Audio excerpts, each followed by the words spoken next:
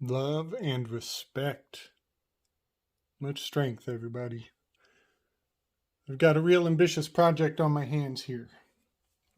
Something I never thought to even address. This might be the largest unfinished project ever. I want to de-occult the 9/11 spell. And it's going to take me quite a few videos. So please bear with me. We're going into many places. We're going to face a lot of paradigms in a very aggressive fashion. Essentially, I believe that the 9/11 spell was perpetrated by nihilists of the highest order. One thing about studying magic is eventually it leads you to believe that that it is all technology. That magic is just unrecognized technology.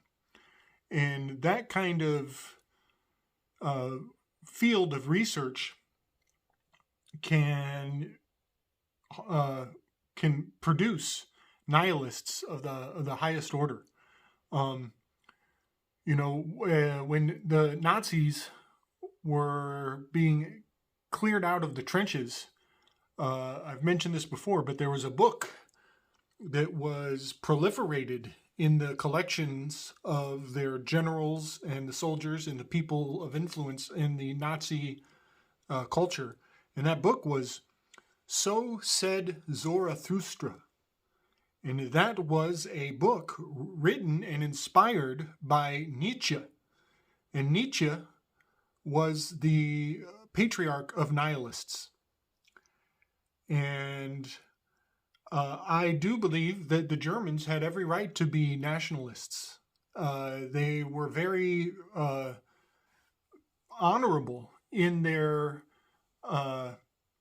aggression towards the banking system, towards central banking. And so I stand with them in quite a few aspects of their mentality in their time and their place, culturally and spiritually. And they were technologically advanced beyond anything we've seen since, to a large degree. But I think a lot of that technology has been captured and is being utilized at a very high level at this point, and where it's culminating on a much larger scale right now. So I do want to put forward that eventually the pursuits in magic become fascinations with technology, and art turns magic into an art, which is the definition of technology. And once you transcend to a certain level in that field of research, it becomes very hard to maintain a compassionate perspective at your fellow man in all of the unknowing that you had to surpass to get to a certain level of what some might call enlightenment. It's a very dangerous path, very lonely path.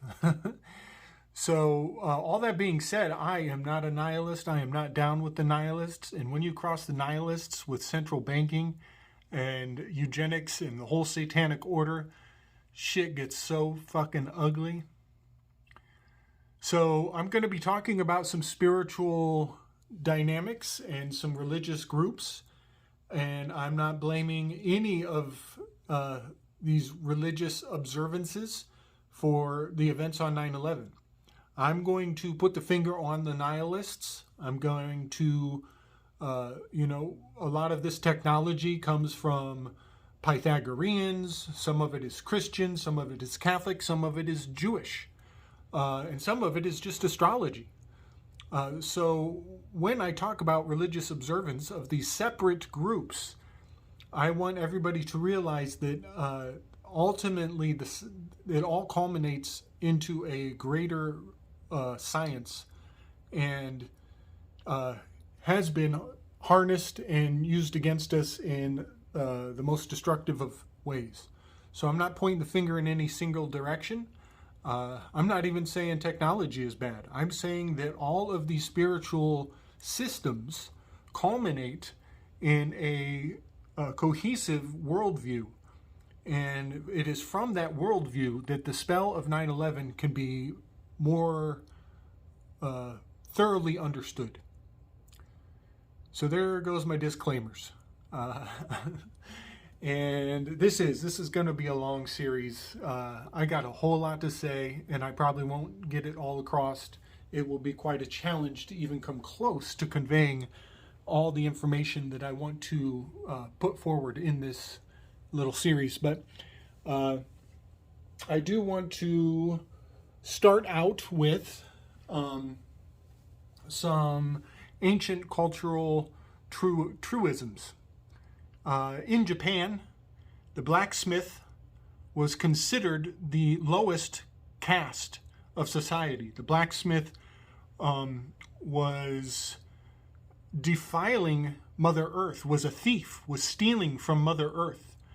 And the work that the blacksmith had to do was, ironically, not very respected on the surface level.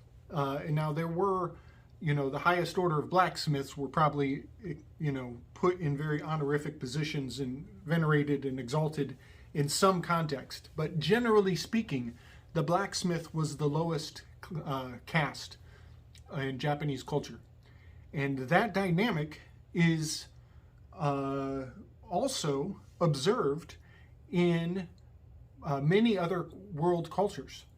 And I want to point out this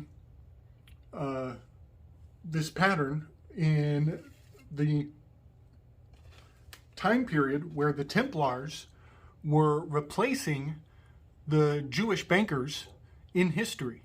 And I want to do that by reading from Tracy Twyman's book, Money Grows on the Tree of Knowledge. I am starting on page 20. The Templars began to amass wealth and power quickly. Their membership was taken from the cream of European aristocracy, and they were expected to take a vow of poverty upon joining. Each new initiate remitted to the order what was often considerable money and property. Wealthy families from all over Europe also donated lands and money as the Second Crusade mounted.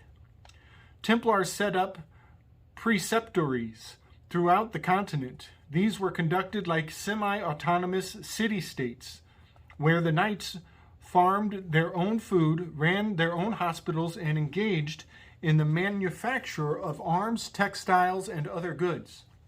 Perhaps most importantly, this allowed them to issue loans with interest, circumventing the rules against usury in other Christian nations. Previously, only Jews in Europe were permitted to charge interest, since their souls were considerably lost already. At various times and places, there were even laws actually forcing Jewish merchants to engage in no other trade except for banking. It was a role the community needed someone to play, but the Jews became the scapegoats when the debts got too high and people needed to default. This happened frequently enough and was the true cause for many medieval anti-Semitic pogroms. This is the role that Templars essentially took over with the blessing of the church, at least in the beginning. And so in the context of what I just told you about blacksmiths and metalworkers being the lowest caste and the Jewish people of Europe being the scapegoats for defaulting loans that were inevitable, and the Knights Templar taking over that role, we're going to move all of that knowledge and wisdom into the light of what happened on the day of 9/11. Now, we do know that the World Trade Center is much like the city-states that the Knights Templars were establishing. the World Trade Center is a culmination of that culture. And the events that happened on that day were, in my opinion, a collapse, a default on not just financial loans, but also on spiritual vows, spiritual oaths of secrecy. And much of the defiling information, much of the scandal of the day was put into the vessel of the Pentagon and the Twin Towers and destroyed in a crucible. And all the evidence and incriminating information was burned, much like an incense burner, and the smoke of it was turned into an offering, a ritualistic offering. So what needs to be put forward, and this will be where I probably draw the line in my first video, is I want to establish that the North and the South Tower represent the two pillars of Solomon's Temple. And I want to highlight the macro reflections of these two towers, and then in the next video we will focus on the micro functionality of the two towers and how they have served to collapse entire civilizations in the past, and they surely will be used again in the future. This is the recipe. This is the playbook for collapsing civilization, and it has been quite on the move ever since 9/11. So we have the Twin Towers. There's your T and your T. That's a 22. 22 is a Tav. Tav is life. Tav is death. Tav is the feet. Tav is the tribe of Dan. And those two towers they represent the anode and the cathode. They represent the moon pillar and the sun pillar. A lot of work has been coming forward with Chance and Balderson and Crow, and we are beginning to reveal that the moon may actually be a masculine element in the magical systems, and the sun may actually be the feminine element in magical systems. And like I've said before, with 50-50, you either get it 100% right or you get it 100% wrong. So I want to bring forward, I think I'll bring out some images here of the North Pole and the South Pole. These are the two pillars of Solomon's Temple.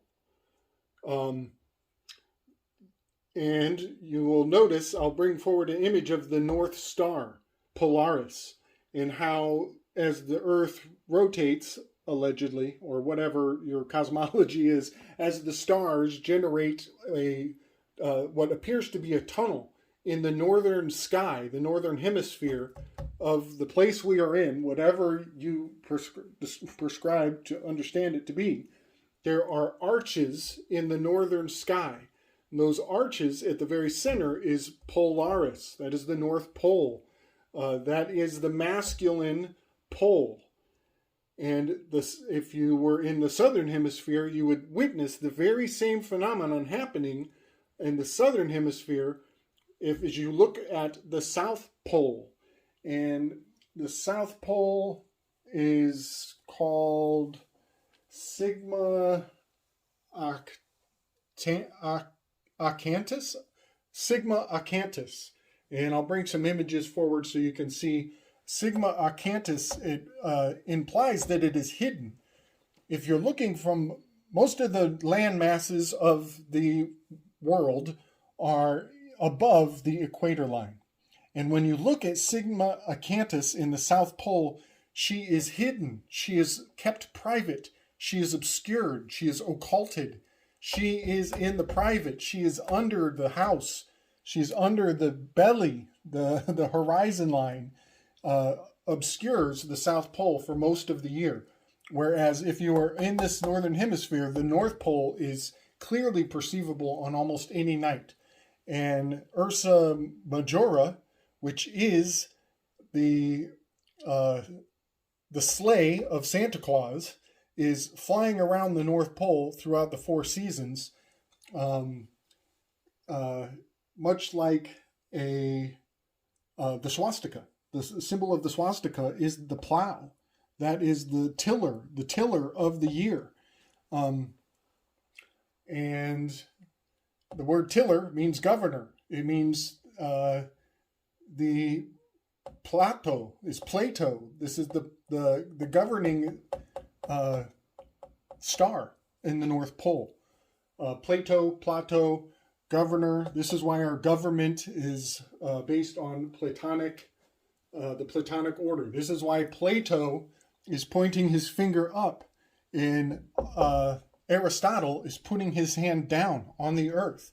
The North Pole is the anode, and the South Pole is the cathode. Plato, Aristotle, masculine, feminine. And so I will point out that this is masculine. These are the ones.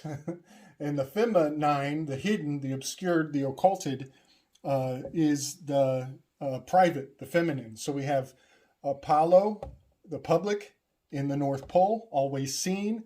The phallus protrudes outward from the human anatomy. Private, the feminine, the yoni, it goes inward. So the public is the temporal realm.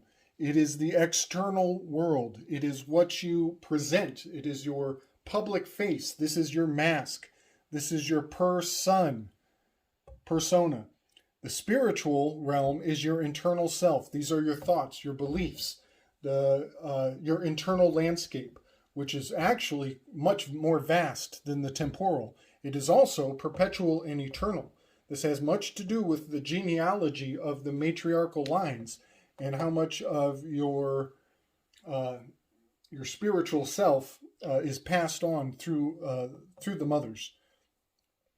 And the fathers are sacrificial. They have shorter life expectancy. They're temporal. So we have the blade is the public, it is the masculine, it is the North Pole. We have the chalice, which is the vicar, the vessel, the cup, which is the private, the feminine, the South Pole.